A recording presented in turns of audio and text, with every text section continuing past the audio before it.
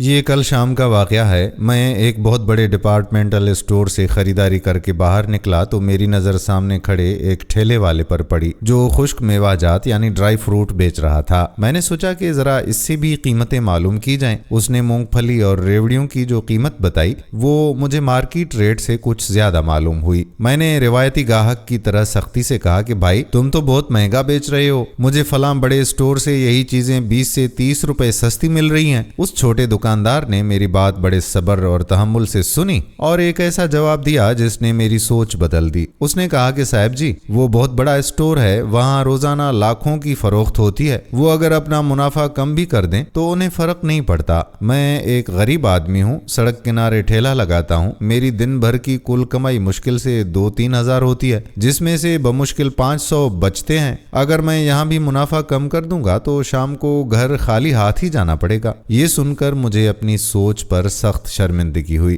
ہم اکثر یہ بھول جاتے ہیں کہ بڑے اسٹورز کے مالکان پہلے ہی صاحب ثروت ہوتے ہیں، جبکہ ان چھوٹے ٹھیلے والوں کا پورا گھرانہ اسی روزانہ کی چند 100 روپے کی دہاڑی پر ہی منحصر ہوتا ہے۔ ہم اپنے لیے 20 روپے بچانے کی خاطر 100 روپے کا پیٹرول جلا کر بڑے مالز تک چلے جاتے ہیں، لیکن ان غریبوں سے رعایت مانگتے ہوئے ہمیں ان کے حالات کا خیال نہیں رہتا۔ اسلام ہمیں صرف تجارت نہیں سکھاتا بلکہ احسان کا درس بھی دیتا ہے، یعنی دوسروں کی مجبوری اور حالات کو دیکھ کر ان کے ساتھ نرمی کا معاملہ کرنا۔ میں نے اس ٹھیلے والے سے ضرورت کا سامان خریدا، اس نے اپنی مرضی سے کچھ رعایت دینا چاہی مگر میں نے انکار کر دیا کیونکہ وہ چند روپے میرے لیے تو معمولی تھے مگر اس کے خاندان کے لیے بہت اہم تھے۔ دوستو، اگر اللہ نے ہمیں استطاعت دی ہے تو ہمیں چاہیے کہ خریداری کرتے وقت چھوٹے دکانداروں، ٹھیلے والوں اور محنت کشوں کو ترجیح دیں۔ ہمارے چند روپے زیادہ دینے سے ان کے چولہے جلتے رہیں گے اور وہ بھی ایمانداری سے رزق کمانے کی ترغیب پائیں گے۔ اللہ نے ہمیں دوسروں سے زیادہ اس لیے دیا ہے تاکہ وہ دیکھ سکے کہ ہم اس کے کم وسیلہ بندوں کے ساتھ کیا سلوک کرتے ہیں۔ یہ ہماری آزمائش ہے۔